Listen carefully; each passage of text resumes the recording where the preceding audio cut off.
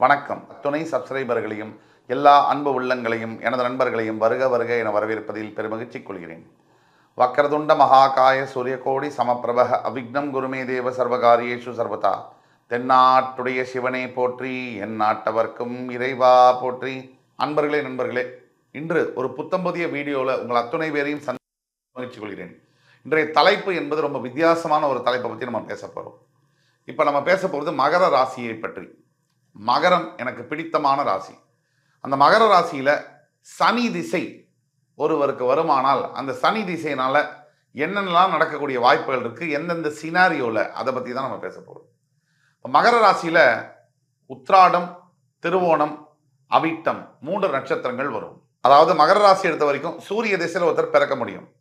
அவர் சூரிய திசையில பிறந்தார்னாக்க கிட்டத்தட்ட ஒரு 2 வருஷம் வரைக்கும் சூரிய திசை நடக்கக்கூடிய வாய்ப்புகள், இல்லை ஒரு 4 வருஷம் வரைக்கும் சூரிய திசை நடக்கக்கூடிய வாய்ப்புகள் இருக்கு.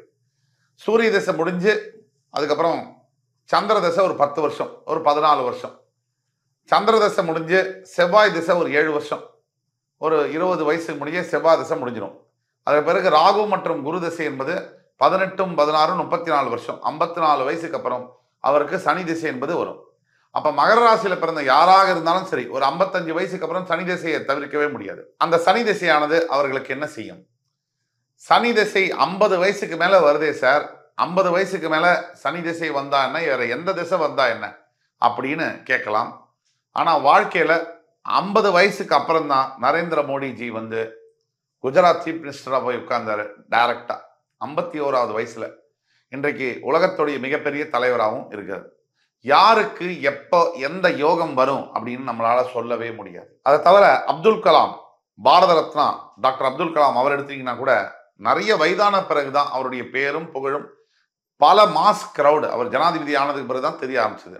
ஆக யாரா வேணா இருந்தாலும் வயசுக்கு அப்பாற்பட்டு வாழ்க்கையில நிகழக்கூடிய ஈவெண்ட், அதாவது நகர்வுகள் என்பது மாறும். அப்போ சனி திசை 19 ஆண்டுகள் மகர ராசிக்கு என்ன செய்யும், அதை பத்தி தான் பேச போறோம். எந்த ஒரு திசையாக இருந்தாலும் மாறி மாறி தான் பலனை செய்யும், ஒரே மாதிரியான பலன்களை செய்ய முடியாது. அந்த வகையில சனி திசையானது மகர ராசிக்கு அற்புதமான பலன்களை செய்யும். எப்படி? மகர ராசி அன்பர்களுக்கு 10ஆம் பாவத்தில் சனி பகவான் துலாம் ராசியில் உச்சம் பெறும் பொழுது அற்புதமான பலன்களை செய்வார். இது ஒரு சினாரியோ. ராசிநாதன் சனி பகவான், அதாவது ஒரு 10ஆம் இடம் என்பது கர்மஸ்தானம். மகரம் காலபுருஷனுக்கு 10ஆம் இடம், மகரத்துடைய 10ஆம் இடம் துலாம், அங்க சனி உச்சம் பெறுவார், கர்மஸ்தானத்தில் உச்சம் பெறுவார். இப்படிதான் அந்த சீக்ரெட் அப்படின்னு சொல்லக்கூடியது இருக்கு. காலபுருஷன் மேஷராசியிலிருந்து 10ஆம் இடம் மகரம், அதற்கு 10ஆம் இடத்துல கர்மஸ்தானத்துக்கு அதிபதியான மகர ராசிக்கு அதிபதியான சனி பகவான் தன்னுடைய வீட்டுக்கு 10ஆம் இடம் கர்மஸ்தானத்துல போய் உச்சமாவார்.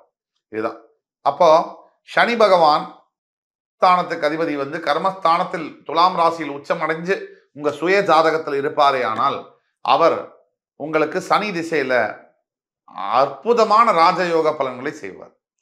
முதல் படியாக மகர ராசியில் இருக்கக்கூடிய ரியல் எஸ்டேட்டு, அரசியல் துறை, மருத்துவம், டாக்டரா வேலை செய்யறவங்க, இல்ல விளையாட்டுத் துறையில் இருக்கக்கூடியவர்கள், விவசாயம் சார்ந்த தொழில்களில் இருக்கக்கூடிய அன்பர்கள், இப்படி பலதரப்பட்ட மக்கள் இருக்காங்க.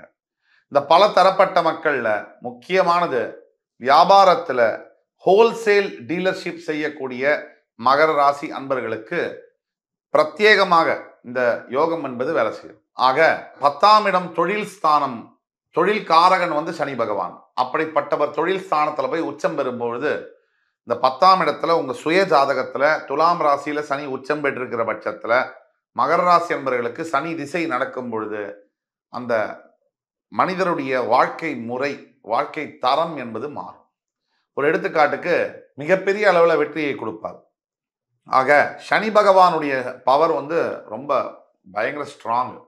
அவர் ஒருத்தர் கொடுக்கணும்னு நினைச்சாருன்னா அதை யாராலையும் தடுக்க முடியாது. அந்த அளவுல வந்து சனி பகவான் வந்து மகர ராசி அன்பர்களுக்கு தன்னுடைய ராசிக்கு அதிபதியா இருக்கிறதுனால அவர் 10ஆம் இடத்துல உங்க ஜாதகத்துல உச்சம் பெறுவது என்பது ஒரு சினாரியோ.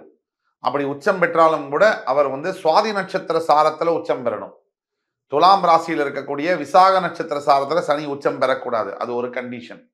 இது ஒரு சினாரியோ. துலாம் ராசியில உச்சம் பெறணும், துலாம் ராசியில் இருக்கக்கூடிய விசாக நட்சத்திர சாரத்துல அவர் உச்சம் பெறக்கூடாது, சுவாதி நட்சத்திர சாரத்துல உச்சம் பெறணும். சித்திரை நட்சத்திர சாரத்திலேயோ இல்ல விசாக நட்சத்திர சாரத்திலேயோ அவர் உச்சம் பெறக்கூடாது. இந்த அடிப்படையில சுவாதி நட்சத்திர சாரத்தில் அவர் உச்சம் பெறும்போது முழுமையான பலனை தள்ளி தருவார். இது ஒரு சினாரியோ. இப்ப மகர ராசி அன்பர்களுக்கு சனி பகவான் மேஷத்துல வந்து நீச்சமாயிட்டார்னு வச்சுங்க, 4ஆம் பாவத்துல. அப்பவும் இந்த சனி தசை வரும்போது அதீத ராஜயோக பலன்களை செய்வார். இதுவும் உண்மை. துலாம்ல உச்சமானாலும் சரி, மேஷத்துல நீச்சமானாலும் சரி, இந்த மகர ராசி அன்பர்களுக்கு சனி பகவான் நல்ல பலனை செய்வார். மேஷ ராசியில நீச்சமாவார். அந்த ஒரு சினாரியோல எடுத்து பார்த்தோம் அப்படின்னா, மேஷ ராசியில நீச்சமாகக்கூடிய சனி பகவான் மருத்துவத்துறையில இல்ல ஒரு ரிசர்ச் சம்பந்தப்பட்ட துறையில மிகப்பெரிய உயரங்களை எட்ட வைப்பார். ஆக எந்த அளவுல அவர் சனி பகவான் இயல்புத்தன்மையில பாவ கிரகம் தன்னுடைய இயல்புத்தன்மையை மாற்றிக்கொள்வது எப்போ அப்படின்னு பார்த்தீங்கன்னா, நீச்சமோ உச்சமோ வக்ரமோ ஆகும்போது மாற்றிக்குவார். இதுல உச்சமாகும் போது எக்ஸ்ட்ரீம்லி நல்ல பலன்களையோ இல்லை எக்ஸ்ட்ரீம்லி கடுமையான மோசமான பலன்களையோ தர கடமைப்பட்டவராக இருப்பார். இப்ப சனி பகவான் மேஷ ராசியில சினாரியோ 2ல நீச்சம் மாறாரு. நீங்க மகர ராசி அப்படின்னா சனி தசை வரும்போது சொத்துக்கள் வந்து இம்மூவபிள் ப்ராப்பர்ட்டிஸை வந்து அடுக்கியே தீருவீங்க. பலதரப்பட்ட இடத்துல சொத்துக்கள் வாங்கக்கூடிய யோகம் வந்து கிடைக்கும். சமுதாயத்துல மதிப்பு, செல்வாக்கு, அந்தஸ்து இதெல்லாம் உங்களை தேடி வந்து சேரும் மகர ராசி அன்பர்களுக்கு. இப்போ சினாரியோ நம்பர் 3க்கு போகும். சினாரியோ 1ல துலாம்ல உச்சம் பெறுவார். சினாரியோ 2ல மேஷத்துல நீச்சம் பெறுவார். சினாரியோ 3ல சனி எங்க இருந்தா உங்களுக்கு யோகம், அதை பத்தி பார்ப்போம். சனி பகவான் உச்சமானாலும் சரி நீச்சமானாலும் சரி நல்ல பலன்கள் தருவார். வேற எந்த சினாரியோ 3ல எந்த இடத்துல இருந்தால் உங்கள் மகர ராசிக்கு சனி திசை வரும்பொழுது அருமையான பலனை செய்வார். ராசிக்கு 12ஆம் வீடு என்று சொல்லக்கூடிய தனுசு ராசியில உங்களுடைய ராசிநாதன் சனி பகவான் அமர்ந்தால் நீங்க இந்தியாவில் இருக்க முடியாது. அப்ராட்ல போய் படிப்பு, கல்யாணம், வேலை சம்பந்தப்பட்டது, பாஸ்போர்ட் இதெல்லாம் எடுக்கக்கூடிய யோகம் என்பது உங்களுக்கு தன்னாலே வந்துடும். ஆக 3 சினாரியோ, துலாம் ராசியில் உச்சம் பெறும் பொழுது, மேஷ ராசியில் நீச்சம் பெறும் போதும், தனுசு ராசியில் வசிக்கும் பொழுதும் மகர ராசி என்பவர்களுக்கு சனி பகவான் திசையை நடத்துவாரே. ஆனால் கொஞ்சம் நட்சத்திர பாதம் மட்டும் சுத்தமா இருக்கிற பட்சத்துல உங்களை யாரும் கையில பிடிக்க முடியாது. விண்ணை பிளக்குறேன், அதுக்கு மேல கூட வெற்றியை நீங்க கொடுப்பீங்க. எல்லாத்தையும் தாண்டி ஜெயிக்கக்கூடிய திறமையும் அதனுடைய அறிவும் அது நுண்ணறிவும் உடல் உழைப்பும் உங்களை தேடி வந்துடும். ஆக இந்த வீடியோ என்பது மகர ராசி அன்பர்களுக்கு மிக்க பயனுள்ளதாக இருக்கும் என்று நம்புகிறேன்.